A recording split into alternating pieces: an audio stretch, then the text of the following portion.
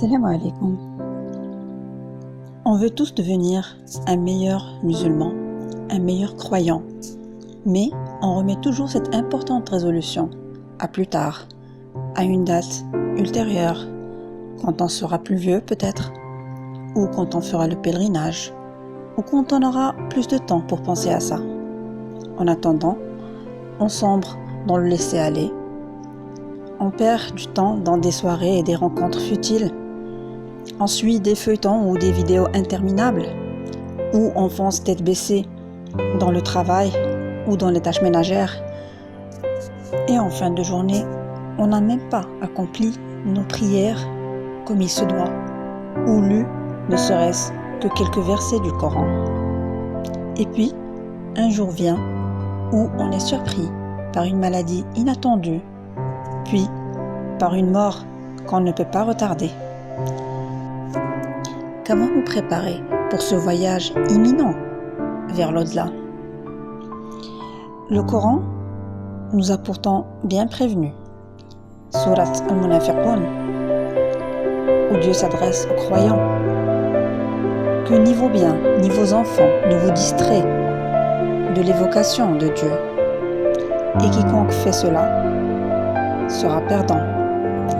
Et dépensez ce que nous vous avons octroyé avant que la mort ne vienne à l'un de vous et qu'il dise alors: Seigneur, si seulement tu m'accordais un court délai, je ferai l'aumône et je serai parmi les gens bons. Allah, cependant, n'accorde jamais de délai à une âme dont le terme est arrivé. Et Allah est parfaitement connaisseur de ce que vous faites. Certains prétendent aimer Dieu et compter sur son pardon. Mais ont-ils suivi ses commandements? Ont-ils veillé à maintenir le lien avec lui pour espérer mériter son pardon et sa miséricorde? Vivre 40 ans, 60 ans ou 80 ans n'est pas important. Finalement, ce ne sont que des chiffres. Ce qui importe, c'est ce que l'on a accompli pendant ces années. Quelle empreinte avons-nous laissée? Chaque jour, nous sortons debout de chez nous. Viendra le jour où on sortira les pieds devant. Oui, qu'on le veuille ou non, un jour, on parlera de notre mort. Nos enfants prieront-ils pour nous? Ou se contenteront-ils de mettre nos photos sur les réseaux sociaux? Ou ferons-nous partie des milliards de personnes qui ont habité la Terre, puis en sont partis, et personne ne s'est soucié de leur disparition? Pire, comme on peut le lire dans Surat Ad-Dukhan, même le ciel et la terre étaient soulagés de leur départ. Les compagnons du prophète sallallahu alayhi wa sallam ont laissé leurs traces. Après 1400 ans, on parle toujours d'eux. Ce n'est pas chose facile.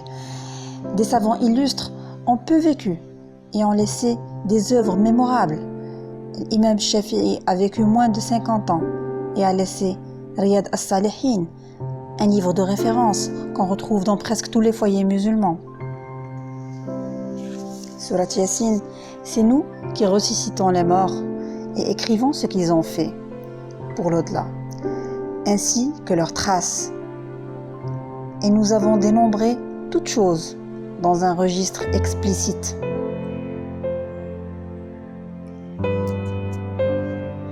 Le prophète sallallahu alayhi wa sallam nous a prévenu que beaucoup de gens sous-estimaient la valeur de deux bienfaits, que sont la santé et le temps libre, et n'en profitent pas pour accomplir les bonnes actions dont ils auront besoin avant de quitter cette vie.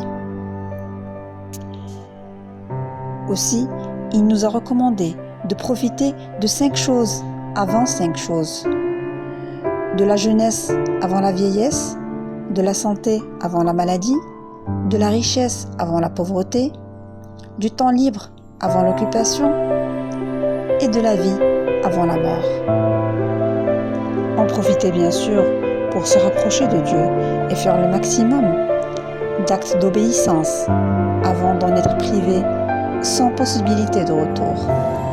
Soyons sûrs que nous serons questionnés le jour du jugement dernier sur 4 choses. Notre vie, à quoi l'a-t-on consacrée? Notre jeunesse, comment l'a-t-on passée? Nos biens, comment nous les avons acquis et dépensés? Et les actions pieuses, comment nous les avons accomplies? Maintenant que l'on est convaincu qu'on doit changer, démarrer une nouvelle vie, il faut se fixer des objectifs réalistes et accepter qu'on n'y parviendra pas en quelques jours.